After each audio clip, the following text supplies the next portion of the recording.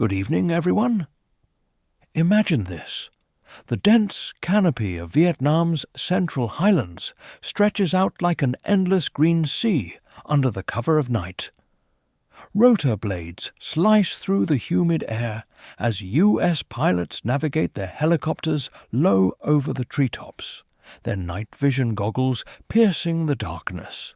But what if, amid the familiar hum of engines and the crackle of radio chatter, something unnatural stirs below? Shadows that move with purpose, eyes that glow with an otherworldly hunger, beasts that defy explanation, cryptids lurking in the remnants of ancient jungles, perhaps awakened by the echoes of old wars.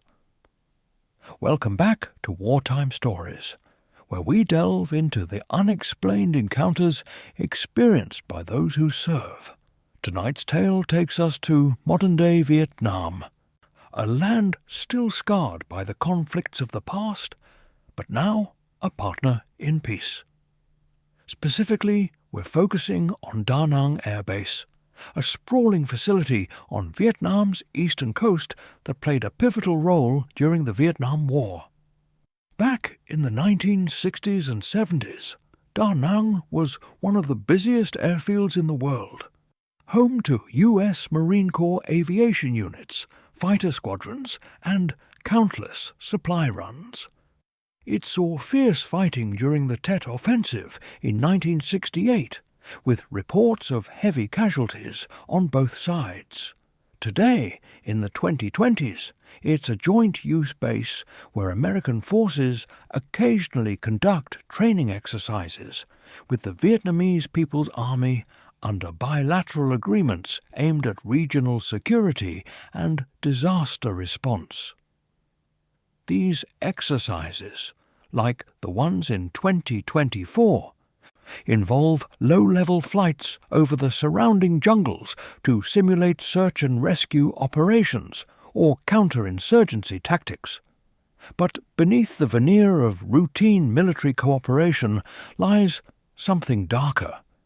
The barracks at Da Nang, some dating back to the war era, hastily refurbished with modern amenities, carry whispers of the past. Veterans and locals alike speak of unrestful spirits, shadows that linger in the corners of empty rooms, and unexplained phenomena that test the resolve of even the most hardened troops. And then there are the sightings over the jungles, massive humanoid figures glimpsed from the air moving with unnatural speed, their forms blending into the foliage like ghosts from folklore. Are these cryptid beasts remnants of ancient myths, like the Vietnamese legends of the Ngoi Rung or wild forest people, or something more sinister, tied to the haunted history of the base itself? These accounts come from credible sources, U.S. Air Force and Marine pilots who participated in those 2024 exercises. Their testimonies, shared anonymously through veteran networks, paint a picture of encounters that blur the line between the paranormal and the primal. I've cross-referenced them with declassified reports and local folklore to bring you this story. As always, we approach these with respect for the service members involved, acknowledging the psychological toll of deployment. But what if there's truth in the shadows? What compels battle-tested pilots to report the impossible? Stick around as we unpack their experiences, chapter by chapter. If you've had a similar encounter, share it in the comments. We're all in this together. Chapter 1. Arrival at Echo Barracks. I remember the day we touched down at Da Nang Air Base like it was yesterday. It was early March 2024, and our squadron, part of a joint US-Vietnam exercise codenamed Pacific Sentinel, had been deployed from Okinawa for 2 weeks of interoperability training. I'm Captain Mark Riley, call sign Hawk, a UH-60 Black Hawk pilot with over a decade in the Marines. We'd been briefed stateside. Focus on low-altitude navigation, simulated medevac runs, and building rapport with our Vietnamese counterparts. Nothing out of the ordinary. But as our C-17 Globemaster taxied to a halt on the runway, flanked by the South China Sea on one side and the jagged Annamite Mountains on the other, a strange unease settled over me. The base itself was a strange patchwork of eras. Concrete revetments from the Vietnam War still stood like scarred monuments, their surfaces cracked and overgrown with creeping vines that seemed to crawl upward as if trying to reclaim the concrete. Modern hangars gleamed nearby, housing Vietnamese Mi-17s and our own Black Hawks, while drone launch pads dotted the tarmac.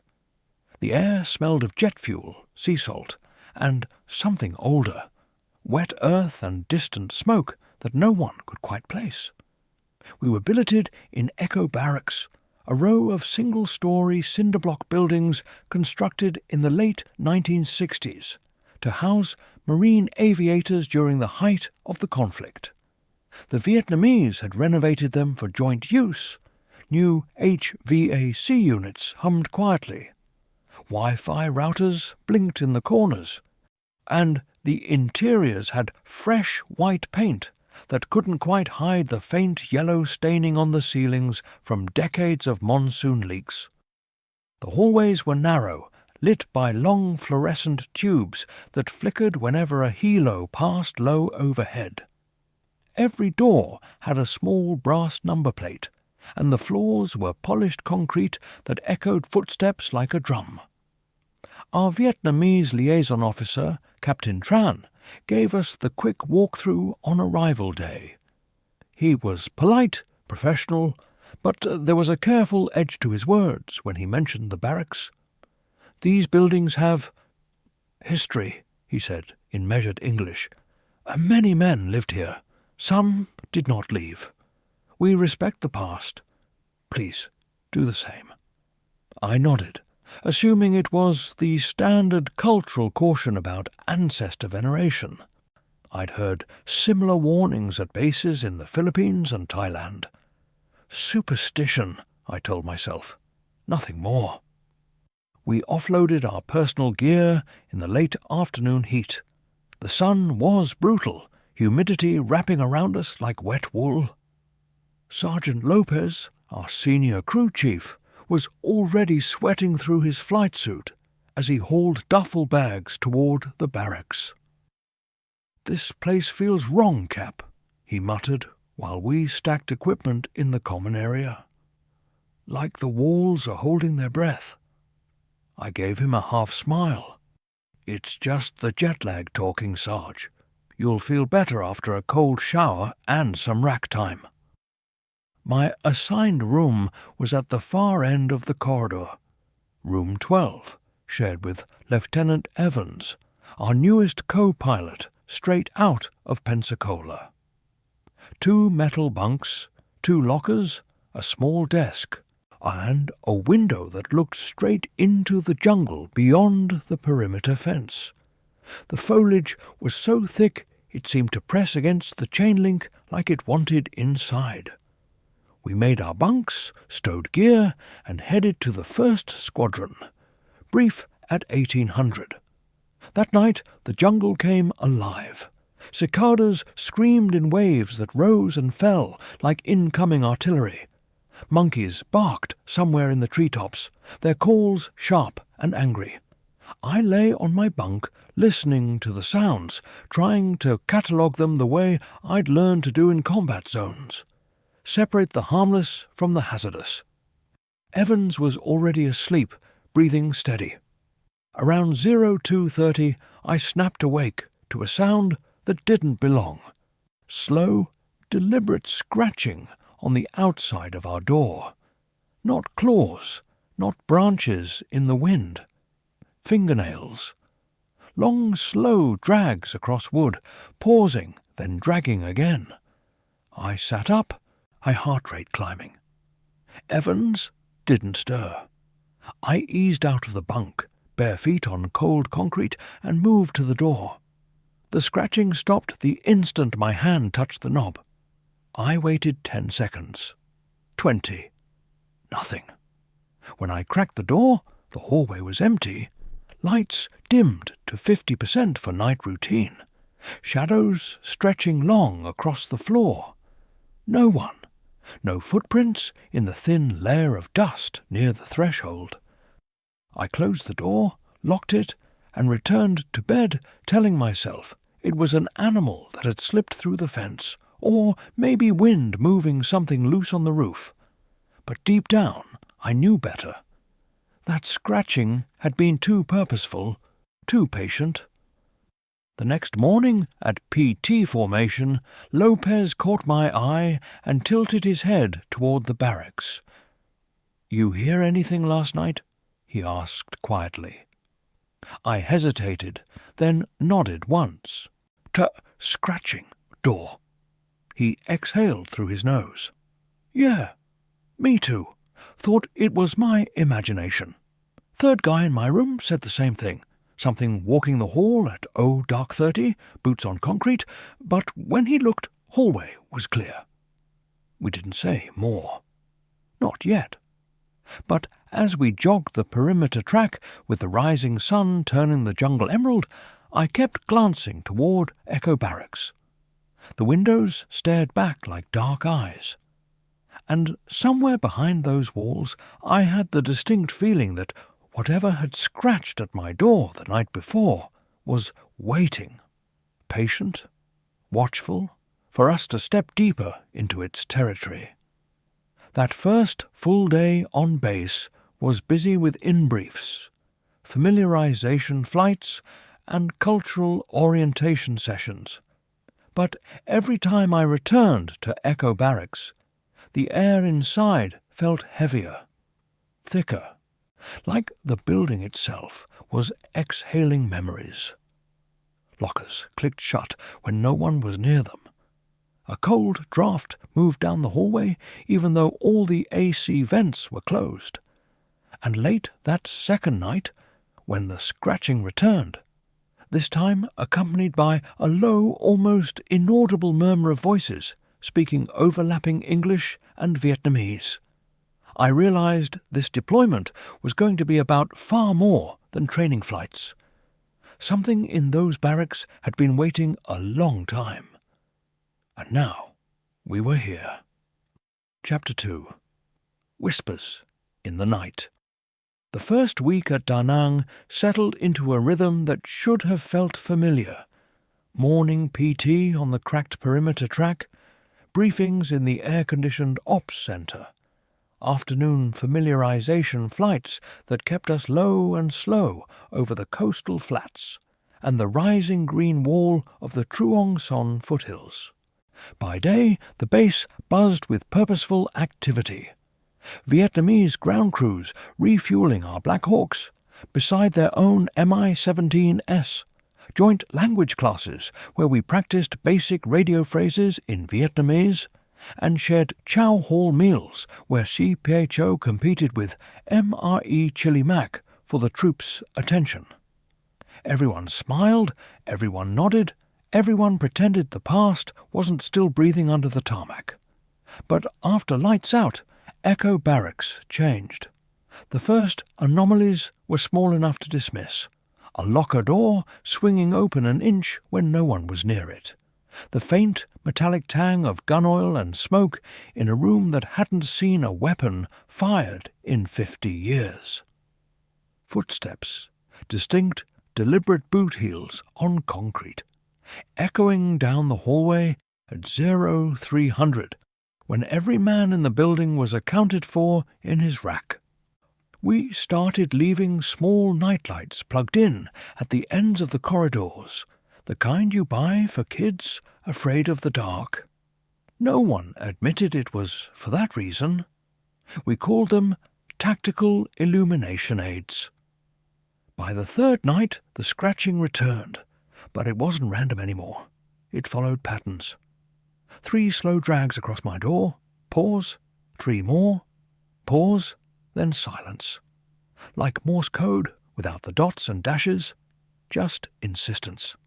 I began timing it, always between 0230 and 0345. Always when the monsoon clouds rolled in, thick enough to kill starlight and turn the jungle beyond the fence into solid black. Lieutenant Evans stopped sleeping through the night.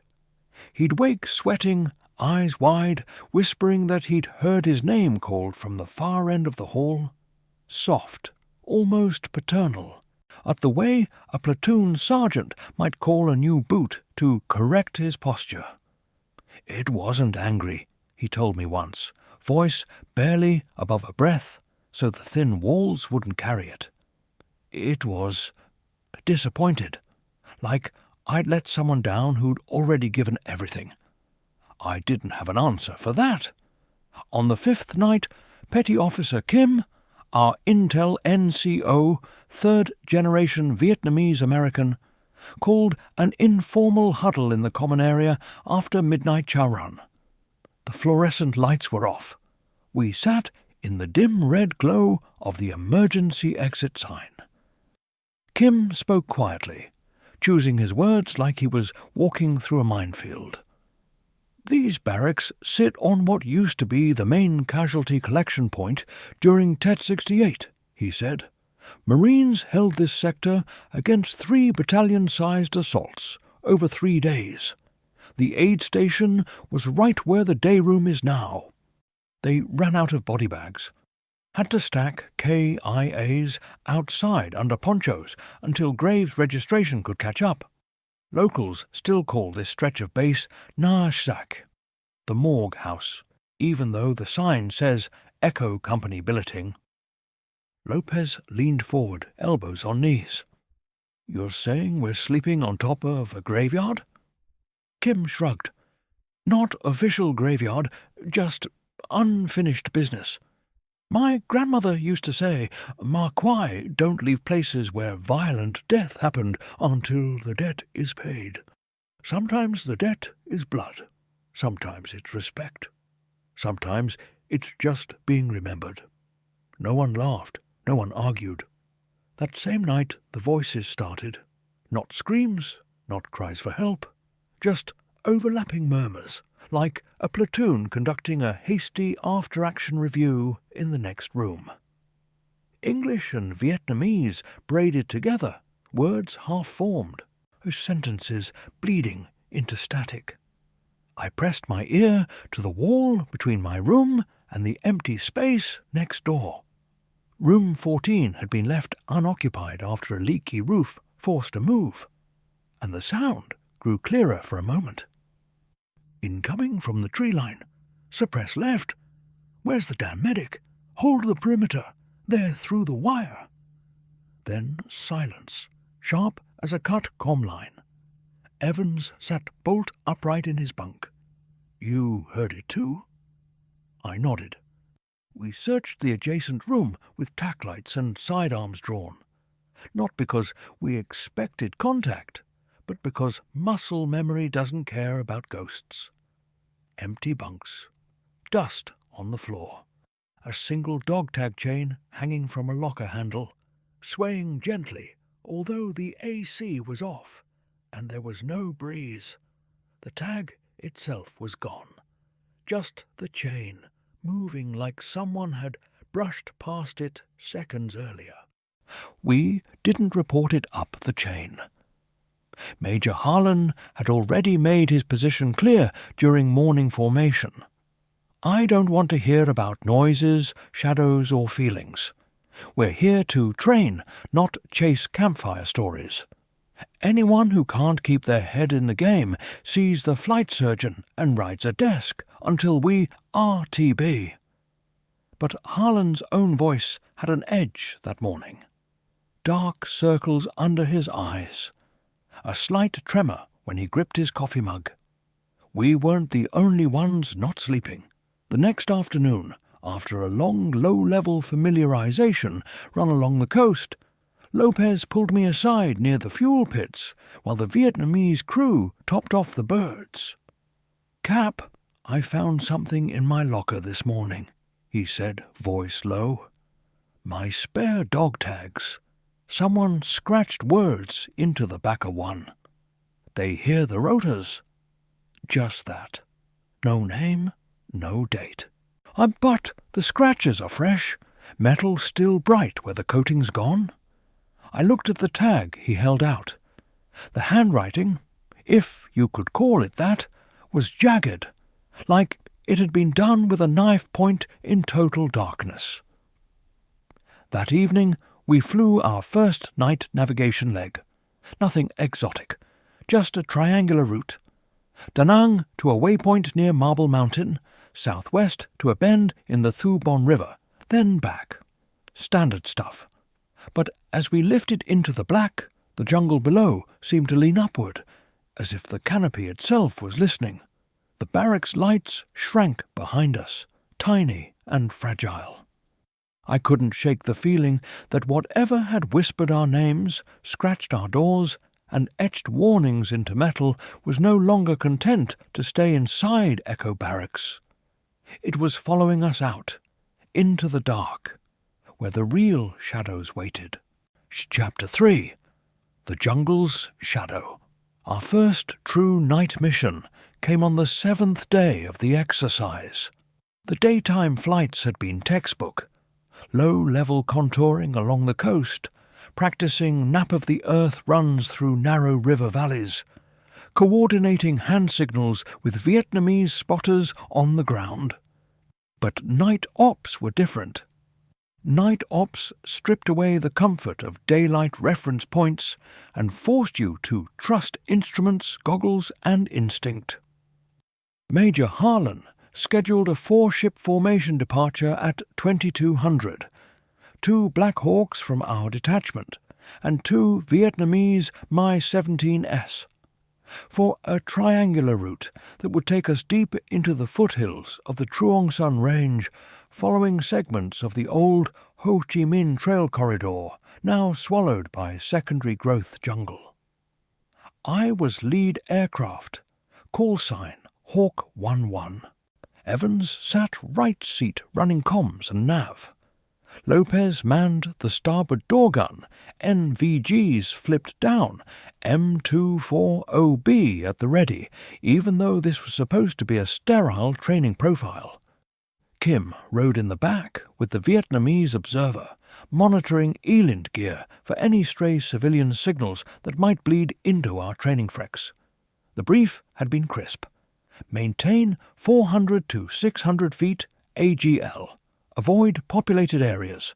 Report any wildlife or unusual activity to control. No one mentioned ghosts. No one had to. We lifted into humid blackness.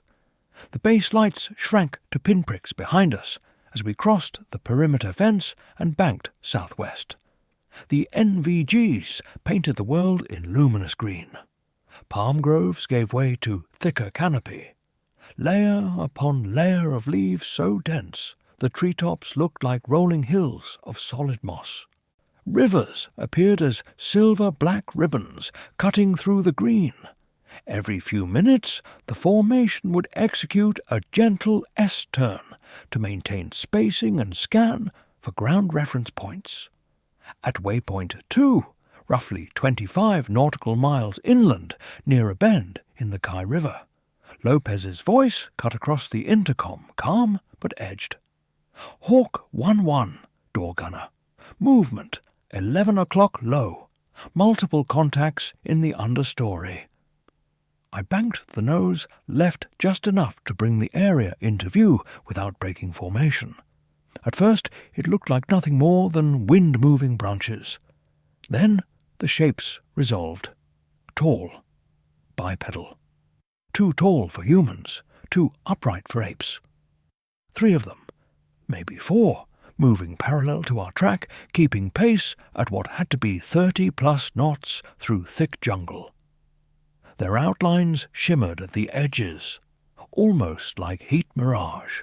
But the thermals showed nothing. 0 heat signature, cold as the surrounding foliage. Confirm visual, I said, keeping my tone level for the recorder. Describe. Lopez exhaled slowly. 7, maybe 8 feet, covered in fur or matted vegetation. Long arms. They're loping, almost knuckle-walking, but not quite. Eyes catching the goggles. Red return, like cat eyes, but bigger. Evans leaned forward, peering through the windshield. "They're tracking us, sir, matching speed and heading." I keyed the formation frequency. All aircraft Hawk 1-1. Visual on unidentified ground contacts, southwest sector. Non-hostile profile at this time. Maintain spacing, continue route. The Vietnamese flight lead acknowledged in clipped English. "Understood. We see also local stories. Ngoi Rung." I'd heard the term before. Wild forest people.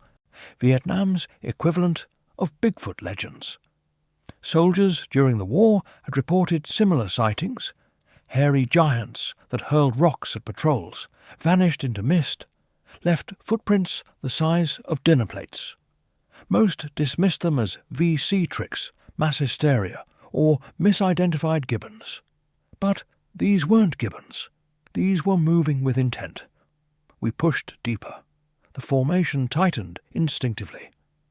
At 350 feet, AGLI dropped us lower for a better look. Standard procedure when acquiring visual intel.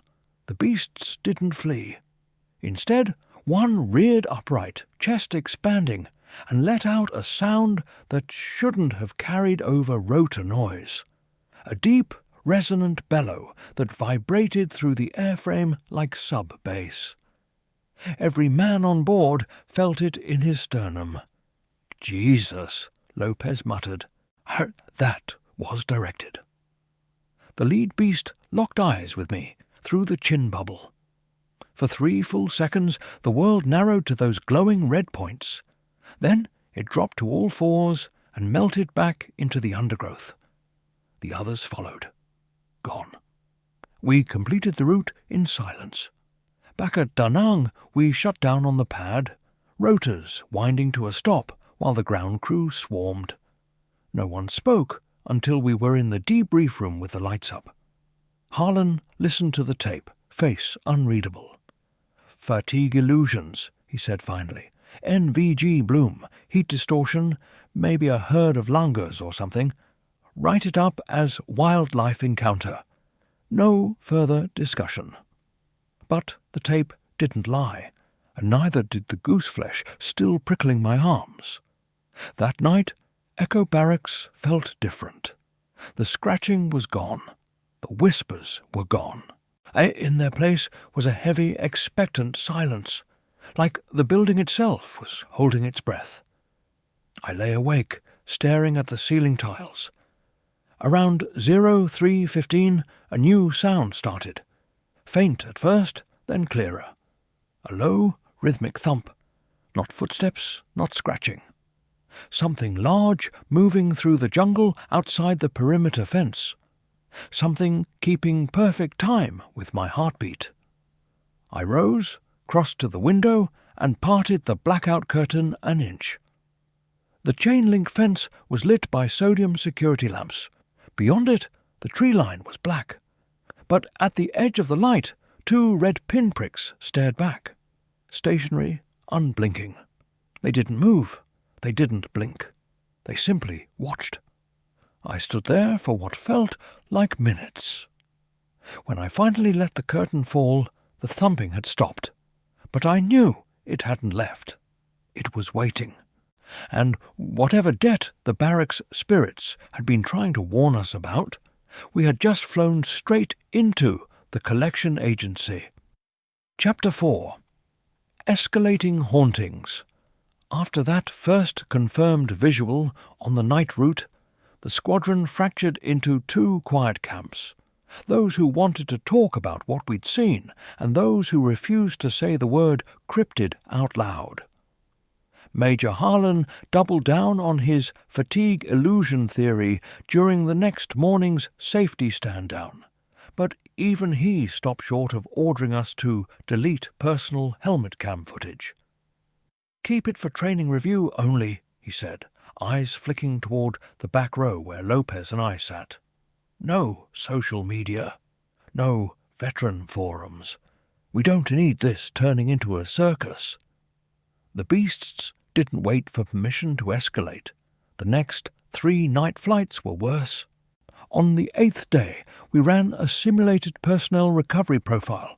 Insert, extract, low hover, over a mock LZ deep in the hills.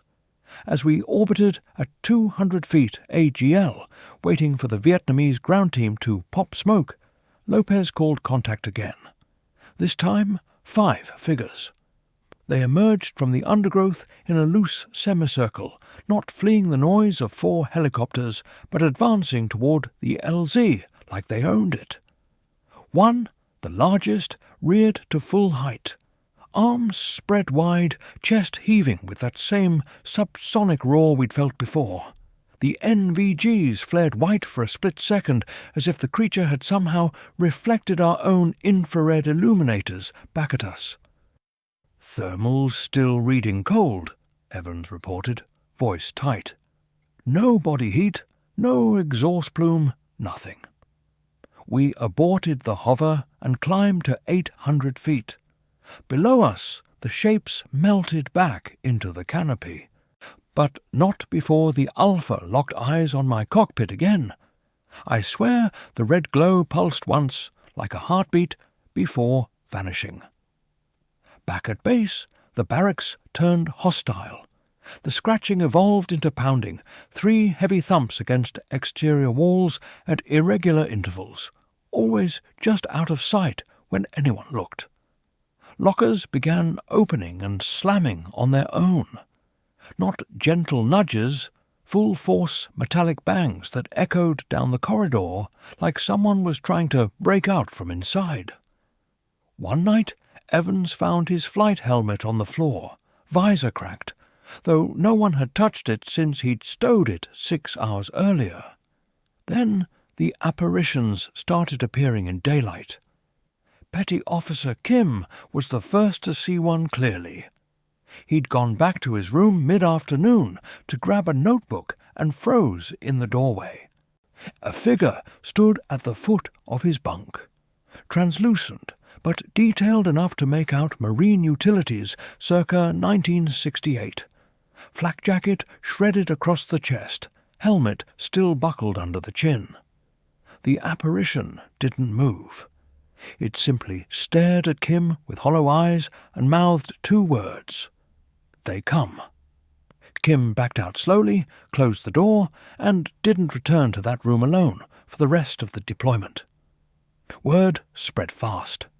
By evening, 3 more guys reported similar sightings, always the same spectral marine, always silent except for that phrase. "They come." No one slept well after that. Colonel Nguyen, our primary Vietnamese counterpart, pulled me aside during a joint planning session the next day. We stepped outside the ops building, away from the hum of generators and radios. "Your men are seeing things," he said quietly. "The old ones, the Guardians." I kept my face neutral. "We've had some unusual wildlife sightings and disturbances in the barracks." He nodded once, as if I'd confirmed something he already knew. "The jungle remembers. During the war, both sides used chemicals, Agent Orange, napalm, defoliants. The land was poisoned. Some say the poison did not only kill trees, it twisted what lived here. Animals, men, spirits. The Ngoy Rung were always here, ancient keepers of the forest. But after the spraying, some became changed, bigger, hungrier, tied to the dead they once guarded." He paused, glancing toward Echo Barracks. "Your buildings sit on ground where many were buried quickly. American, Vietnamese, no names, no rights. The Guardians protect those graves now. Your helicopters wake them, the noise, the wind from the blades. They think you are coming to disturb the rest again." I asked the obvious question. "What do they want?" Nguyen's eyes were tired. To be left alone, or to be remembered properly. I do not know which, but they do not forgive easily. That night the poltergeist activity peaked. Around 0200, the entire barracks woke to a cacophony. Every unsecured object in every room flying at once. Helmets sailing across bunks, boots thudding against walls, water bottles bursting mid-air. Men shouted, grabbed weapons on instinct, swept rooms with tack lights. Nothing physical moved them, no wind, no seismic tremor, just fury. In my room, a single item remained untouched. My dog tags, lying on the desk where I'd left them. Scratched into the back, fresh metal shavings still clinging, were the words, "Stop flying low." Evans stared at them with me. "They're warning us, sir, not attacking. Warning." I didn't disagree. The next morning, Harlan called an all-hands. He looked like he hadn't slept in days. "We're scaling back night ops," he announced. "Daylight profiles only until further notice. And no one, repeat no one, flies below 800 feet AGL over the jungle unless it's an emergency." No one argued, but as we filed out, I caught sight of something through the window of the OP's building. Far beyond the fence, at the edge of the tree line, a single massive silhouette stood motionless under the morning sun. It didn't move. It didn't blink. It simply watched the base like a sentinel marking territory. And for the first time, I wondered if the hauntings in Echo Barracks weren't the threat at all. Maybe they were the only thing trying to keep us alive. To Chapter 5. The Warning Apparition. The decision to scale back night flights bought us breathing room, but it didn't stop the pressure from building. By day 11 of the exercise, the squadron moved like men carrying invisible weights. Shoulders hunched, eyes scanning corners. Conversations clipped to mission essentials only.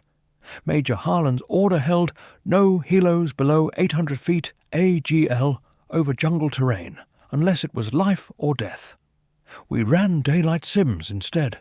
High overwatch patterns, long-range sensor drills, anything that kept us above the canopy and out of the beast's line of sight.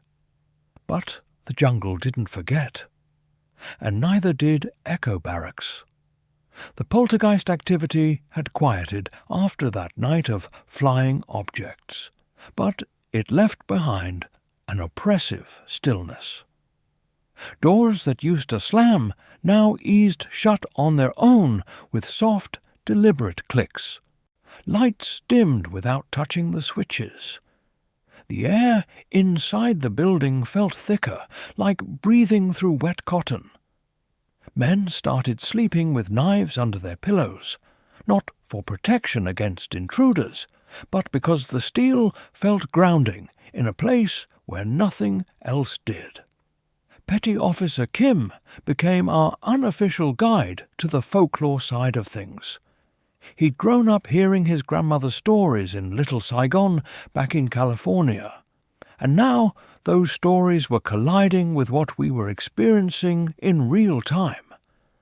One evening he gathered a small group in the far corner of the common area. Lopez, Evans, me, and 2 other crew chiefs who'd seen enough to stop pretending it was all coincidence. Grandma said the ghosts don't always want to hurt you, Kim explained, voice low. Sometimes they warn, sometimes they beg. The Ngoy rung, though, those are different. They're not dead. Not exactly. They're what happens when the forest and the dead get tangled together. Agent Orange burned the land, burned the spirits. Some say it fused them. Made protectors that don't distinguish between friend and enemy anymore, just between rest and disturbance. Lopez rubbed his jaw. So, what's the fix?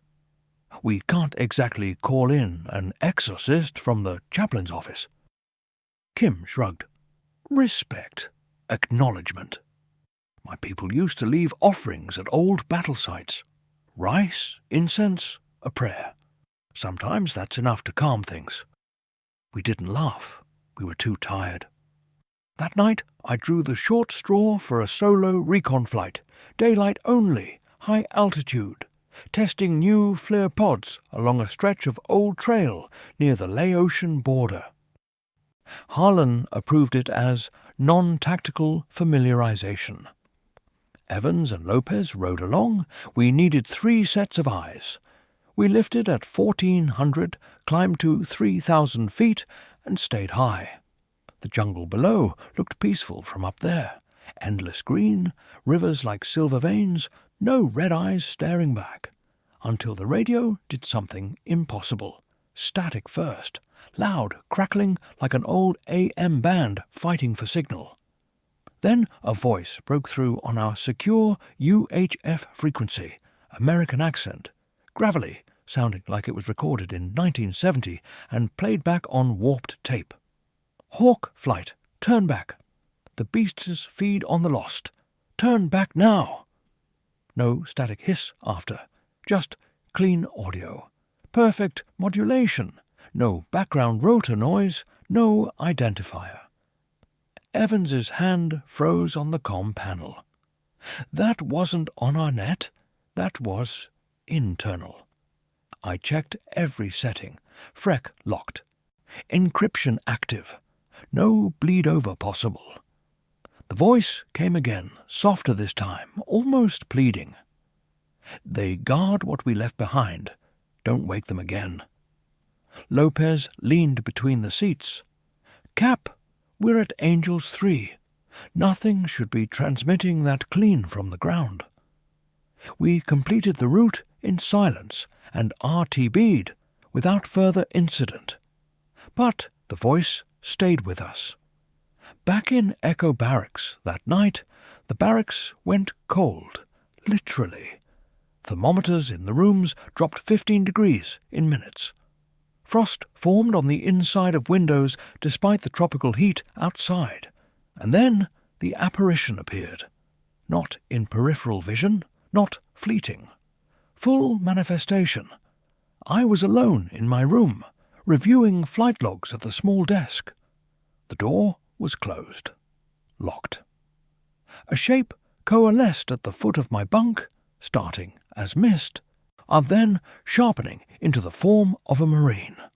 Utilities faded, OD green, flak jacket torn open across the chest, helmet still strapped, dog tags glinting even though no light hit them. His face was gaunt, eyes sunken, but alive with something like sorrow. He didn't speak at first, just stared. Then his mouth moved, and the words arrived inside my head rather than through the air. "The cryptids are ours, cursed by the orange mist, twisted by death. They guard our graves because no one else will. Your flights stir the poison still in the soil. They smell it on your machines. They think you've come to burn again." I couldn't move, couldn't reach for the radio. My hand stayed locked on the pen. The ghost lifted one translucent hand and pointed toward the window. Frost raced across the glass in jagged lines, etching a crude map. The base, and the fence, a winding path southwest into the hills, ending at a small circle clearing maybe 10 clicks out. "A tone," the voice said, not aloud, but everywhere inside my skull. "Find the place, honor the dead, or they will not stop." The figure faded slowly, dissolving into the air like smoke pulled by a draught. When it was gone, the frost remained for almost a minute before melting away, leaving only wet streaks on the glass. I sat there until dawn, staring at the window where the map had been. I sketched it from memory on a notepad, every turn, every ridgeline I could recall. Evans found me at 0530, still at the desk. He saw the drawing and didn't ask questions. He just nodded once. "We're going to need a team," he said quietly. And for the first time since we'd arrived, I didn't argue with the idea of walking into that jungle on foot. Because whatever waited out there, ghosts, beasts, or both, had finally given us a way to answer back. Chapter 6. Into the Heart of the Jungle. We didn't tell Major Harlan the full plan. We couldn't. If we'd requested official permission for a ground insertion into restricted jungle terrain, armed off the exercise grid, chasing a frost-drawn map from a ghost, he would have grounded us, pulled security clearances, and probably had us on the next C-17 out of Da Nang with psych evals attached to our 201 files. Instead, we did what Marines have done for generations when the mission outgrows the chain of command. We improvised, adapted, and went anyway. Dawn on day 13. 4 of us. Me leading. Lopez on point with the M4 and a sawed-off 870 slung across his back. Petty Officer Kim carried the radio and a small field pack with rice, incense sticks, and a printed Vietnamese prayer his grandmother had taught him. Evans brought the medical kit, GPS, and enough paranoia for all of us. We drew weapons from the arms room under the pretense of a routine security sweep drill, signed them out clean, and slipped out the east gate before the morning perimeter patrol rotated. A Vietnamese sentry nodded once. Colonel Nguyen had quietly passed the word that we were conducting cultural familiarization. No questions asked. The helo drop was the riskiest part. We borrowed a Vietnamese Mi-17 crew who owed Kim a favor from language class. They flew us low and fast, 10 clicks southwest, hugging the treetops to avoid radar pings, then set us down in a small clearing just off the sketched path. Rotors thumped away into the distance, leaving us in sudden, oppressive quiet. The jungle closed in like a living thing. Vines thick as wrists, air heavy with rot and green decay, every leaf dripping from the night's rain. We moved single file, following the ghost's map as best memory allowed. Kim navigated by compass and landmarks. A split banyan tree here, a dry streambed there, a ridge that dropped sharply to the left. No chatter. Only hand signals and the soft crunch of boots on wet leaves. The whispers started almost immediately. Not the barracks voices, but something older, layered into the wind. Fragments of Vietnamese prayers, American curses, names called in tones too soft to be threats. They followed us like an escort. 2 hours in, we reached the depression. It wasn't dramatic. No towering marker, no obvious grave mound. Just a shallow crater, maybe 50 meters across. I'm overgrown with elephant grass and young bamboo. But the ground felt wrong underfoot. Soft in places where it shouldn't be. Sunken. As if the earth itself remembered weight it once carried. Lopez knelt first, parted the grass with his rifle barrel. Dog tags glinted in the dappled light, rusted American ones, tangled with faded Vietnamese identity discs. A femur fragment protruded from the soil like pale stone. More bones scattered deeper in, ribs, vertebrae, a shattered helmet liner half buried. No neat rows, no markers, just hasty wartime burial, probably dug by men who expected to come back and finish the job. They never did. Kim exhaled slowly. This is it, the place they died together. Enemies in life, neighbors in death. We formed a loose perimeter. I pulled the small bag of offerings from my pack. Rice grains, a bottle of water. The incense Kim had brought. We set them at the crater's edge. Kim lit the sticks with a lighter, cupping the flame against the damp air. Thin smoke rose, curling upward like fingers reaching for something lost. Then the jungle answered. They came without sound at first, shapes detaching from the tree line, 7, 8, maybe more. Massive. 8 feet at the shoulder when upright. Fur matted with moss and old blood. Faces half human, half something primal and ruined. Eyes burned red in the daylight, not reflecting so much as absorbing light. They moved in a slow ring around us, not charging, not fleeing. Assessing. Lopez raised his rifle instinctively. I put a hand on the barrel, pushed it down. Hold.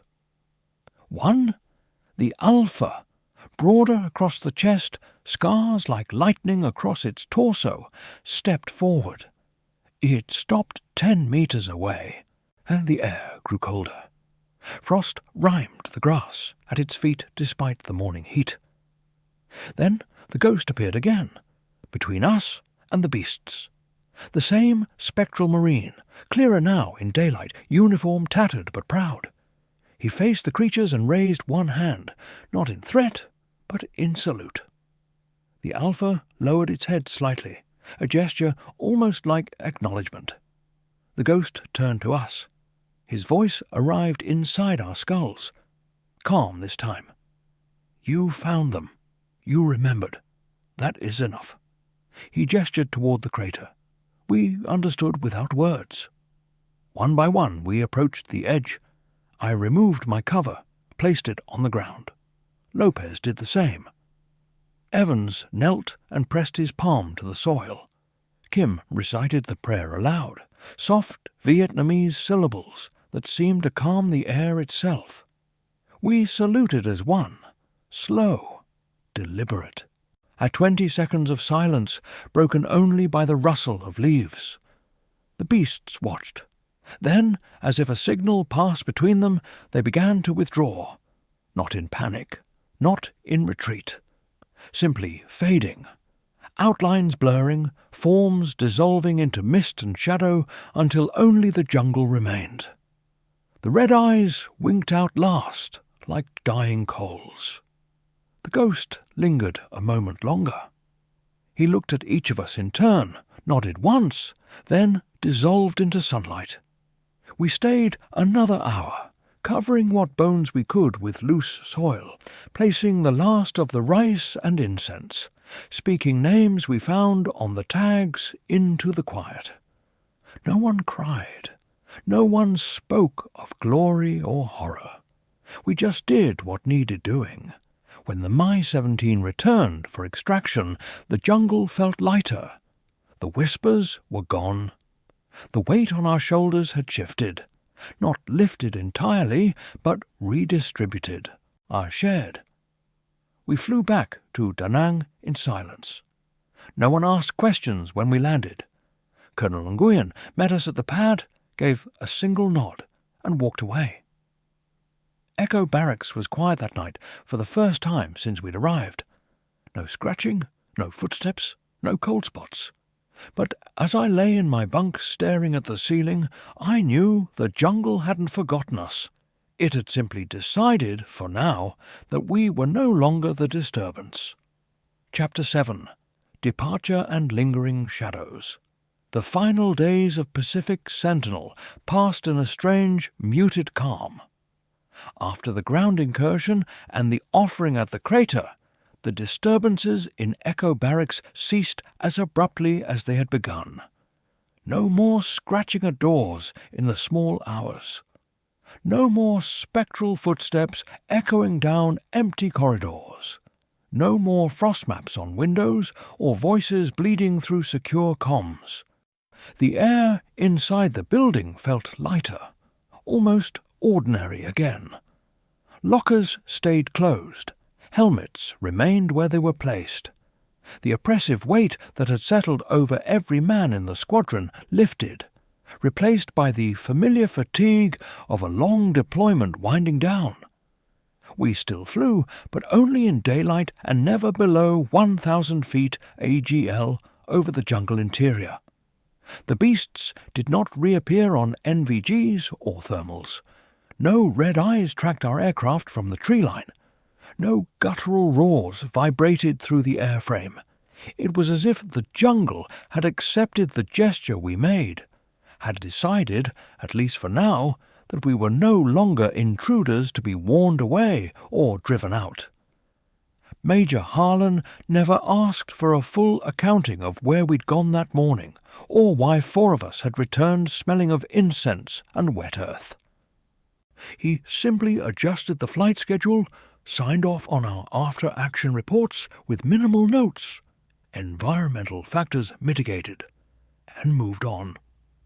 In the debrief room on the penultimate day, he addressed the detachment one last time. "Gentlemen, we came here to train. We trained. We leave tomorrow. Whatever personal experiences you had, file them under lessons learned and leave them here. This base has history. We added a chapter. That's all." No one argued. No one needed to. That last night in Echo Barracks, I couldn't sleep. Around 0200, I stepped outside onto the narrow concrete stoop that ran the length of the building. The monsoon had held off. The sky was clear for once, stars sharp above the South China Sea. The perimeter lights cast long shadows across the grass. Beyond the chain-link fence, the jungle waited. Black, immense. I'm indifferent. I stood there for a long time, letting the humidity settle on my skin. Then I saw it. Not a pack, not a roar. Just one silhouette at the very edge of the sodium glow, maybe 200 meters out where the tree line met the cleared zone. Tall, broad-shouldered, motionless. The red pinpricks of its eyes caught the light for a single heartbeat, long enough to confirm it was watching me, long enough to know it wasn't hostile. It didn't advance, it didn't retreat. It simply stood sentinel, the same way it might have stood for decades, guarding what lay beneath the soil. After perhaps 30 seconds, the eyes dimmed, the shape folded back into the foliage, and the jungle swallowed it whole. I exhaled slowly. Not fear, not relief. Something in between. Acknowledgement. The next morning, we loaded the C-17 in the grey pre-dawn light. Jaguar pallets rumbled up the ramp. Crew chiefs double-checked tie-downs. Vietnamese ground personnel lined up along the taxiway, offering sharp salutes and quiet words of thanks. Colonel Nguyen found me near the aircraft steps. "Captain Riley," he said, extending a hand. "Safe flight home, and thank you for listening." I shook his hand. "We didn't do much." "You did enough." He turned away without another word. As the Globemaster taxied and lifted off, I sat in the jump seat near a window and watched Da Nang shrink below us. The runway, the hangars, the patchwork of old revetments and new construction.